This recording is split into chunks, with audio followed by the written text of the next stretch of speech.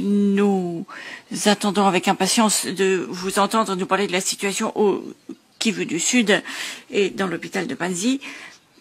Cela nous rappelle la situation en 96 lorsqu'il y a eu beaucoup de décès dans cet hôpital. Nous sommes donc très inquiets et nous attendons avec impatience de vous entendre. Allez-y. Présidente Votman, je suis très heureux de pouvoir avoir cette opportunité de parler au cours de cette réunion. Je tiens également à remercier Barry Andrews pour m'avoir donné cette opportunité, qui est une opportunité exceptionnelle de pouvoir parler de la situation de la République démocratique du Congo pendant une période très difficile que nous sommes en train de connaître.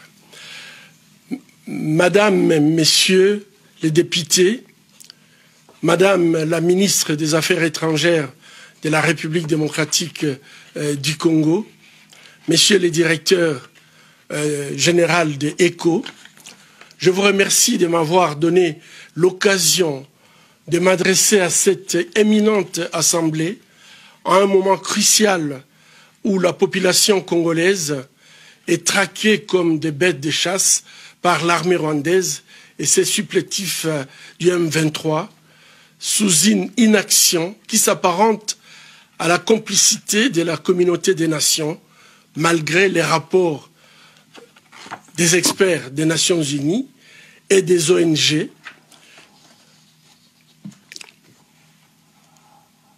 La situation à Goma aujourd'hui et au sud Kivu a atteint des niveaux désastreux. Il ne s'agit pas tout simplement d'une crise humanitaire, c'est une guerre délibérée contre des populations civiles innocentes, non armées. Et à l'exemple, c'est des images que nous avons de la prison de Munzenze, où les femmes et les enfants ont été tout simplement violés, tués et après brûlés.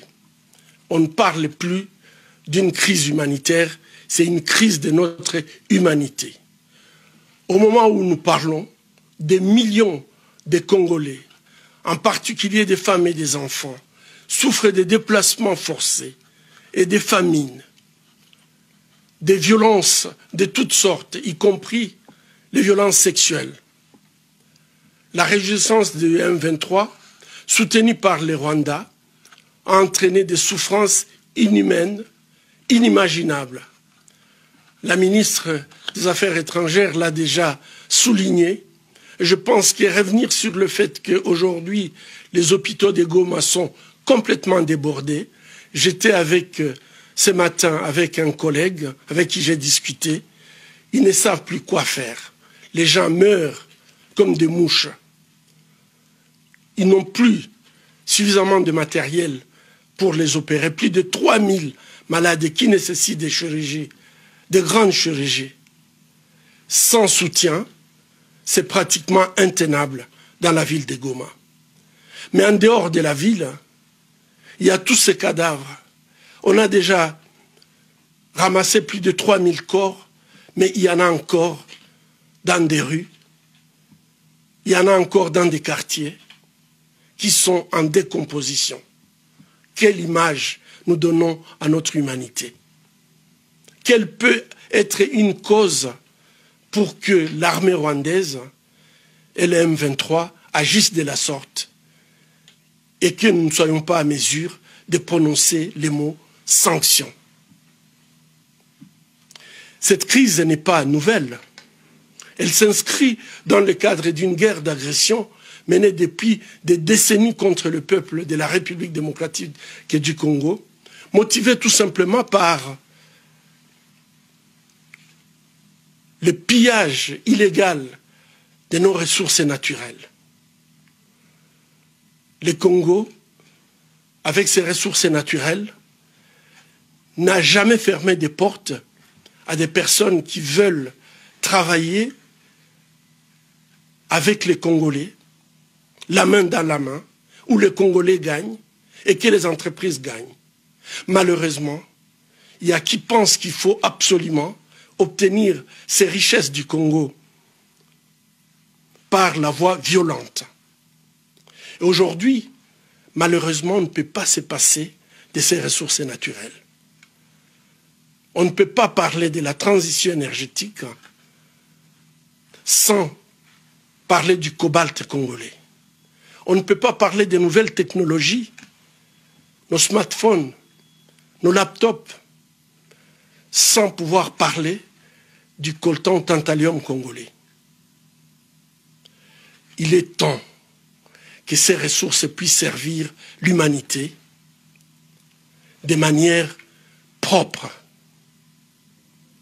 Cette crise humanitaire est parmi les crises humanitaires les plus négligées de notre temps.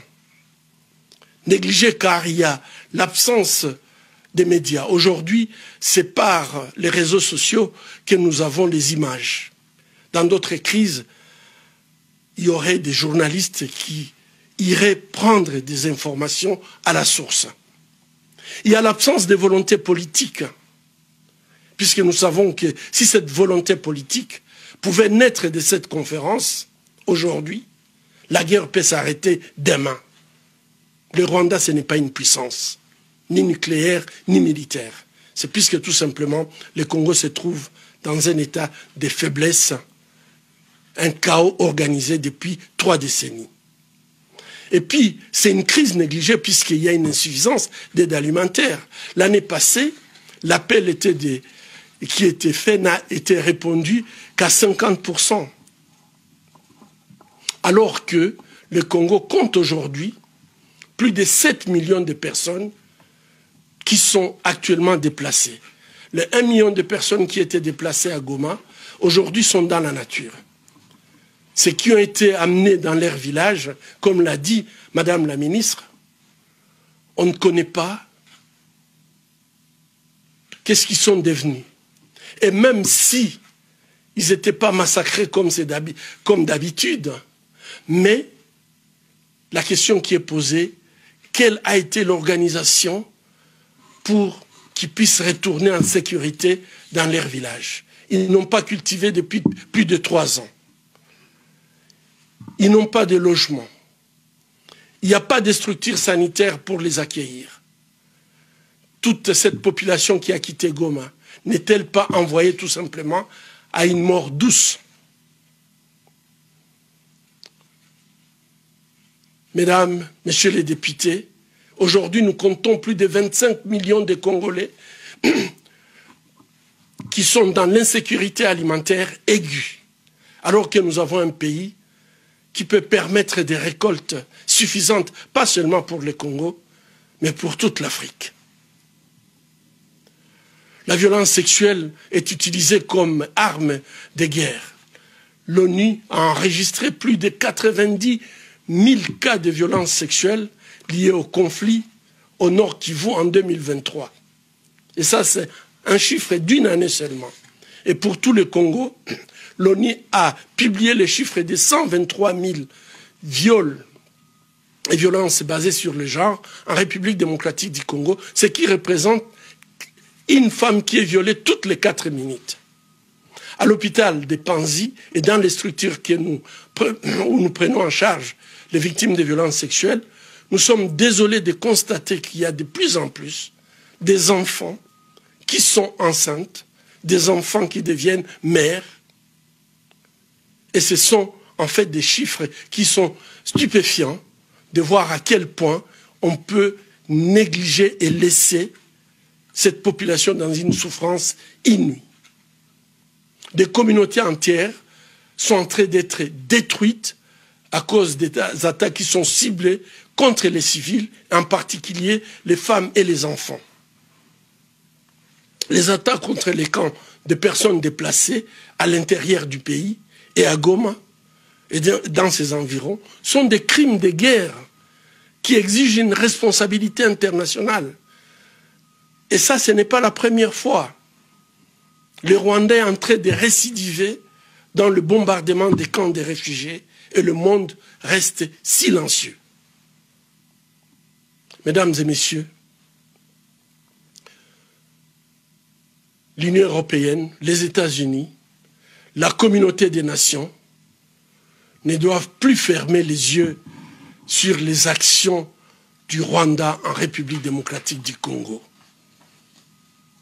Les pays dits démocratiques ne peuvent pas tolérer l'intolérable. Les pays qui partagent avec nous les valeurs démocratiques, les valeurs humanistes, ne peuvent plus continuer d'accepter ce que le Rwanda est en train de commettre en République démocratique du Congo en toute impunité. Le Rwanda n'est pas seulement complice de ce qui s'est fait au Congo, il mène activement une guerre d'agression sur le territoire congolais, en bafouant la Charte des Nations Unies, en bafouant le droit international et humanitaire. Nous allons nous accrocher au droit. L'ONU, les rapports indépendants des ONG et même des agences de renseignement occidentales ont documenté les soutiens directs du Rwanda au M23, y compris les assistances militaires et la coordination logistique. Malgré ces faits, le Rwanda continue de recevoir l'aide internationale et de demeure un partenaire de choix pour les puissances mondiales.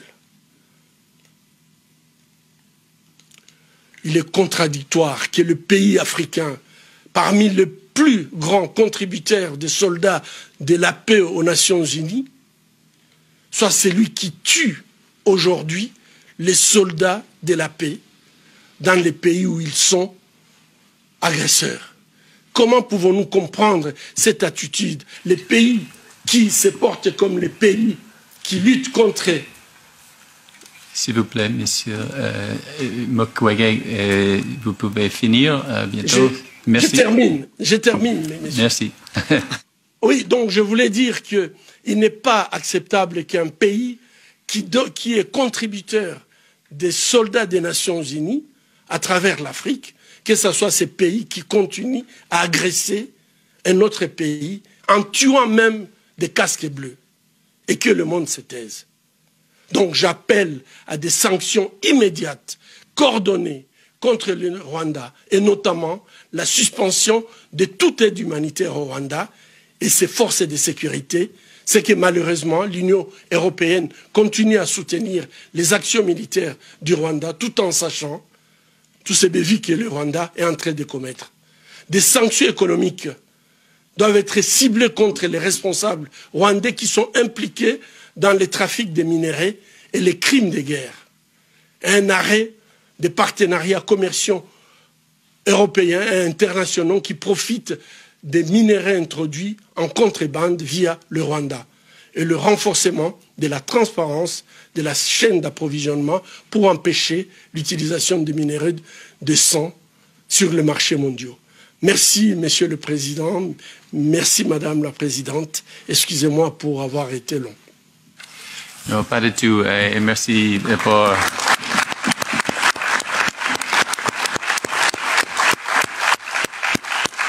Merci pour votre témoignage. OK.